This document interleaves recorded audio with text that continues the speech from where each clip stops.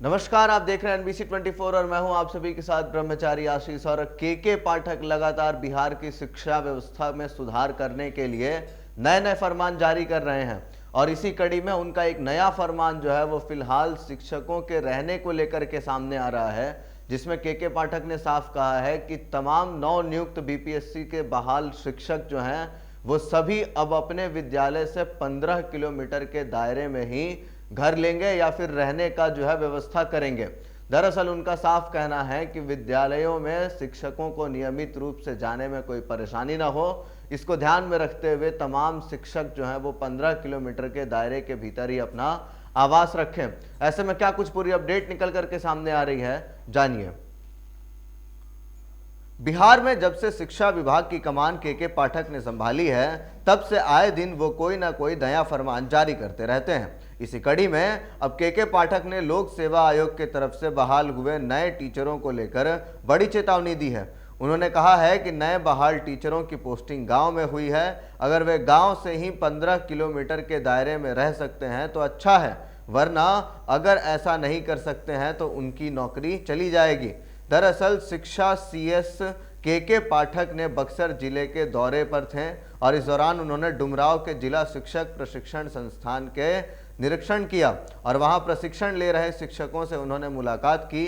के पाठक ने उनसे कहा कि गांव में शिक्षा के विकास के लिए शिक्षकों की पोस्टिंग की गई है, वे अपने स्कूल से 15 किलोमीटर के दायरे में रह सकते हैं। जो गांव में नहीं रहना चाहते वो जा सकते हैं, विकल्प खुला हुआ है। सभी से उन्होंने प्रशिक्षण लेने में कोई परेशानी तो नहीं हो रही है, इसकी जानकारी भी ली। इस दौरान सभी शिक्षकों ने उनसे खुलकर बात की है। वहीं शिक्षकों से के पाठक ने कहा कि आप लोग अच्छे से ट्रेनिंग कीजिए, टेक्नोलॉजी को हम लोग बढ़ाएंगे।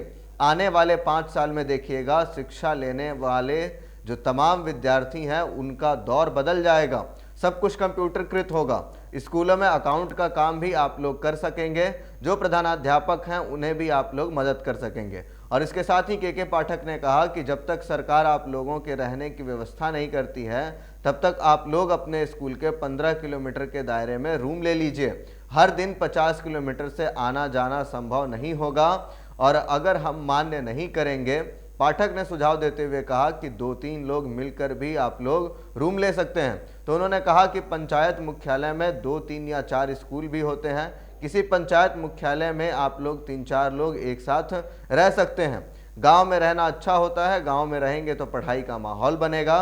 और इसके बाद अंत में फरमान भी दिया कि आप लोगों में से किसी को अगर गांव में रहना पसंद नहीं है तो आप लोग जा सकते हैं। दूर से आइएगा तो आप लोग समय पर स्कूल नहीं पहुंच पाएंगे और इसे हम बर्दाश्त नहीं करेंगे।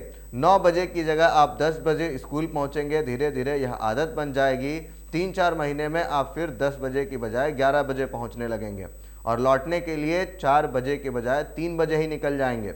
उन्होंने कहा कि बिहार में पहले शिक्षा की यह स्थिति चल रही थी, लेकिन अब हमने इसे खत्म कर दिया है।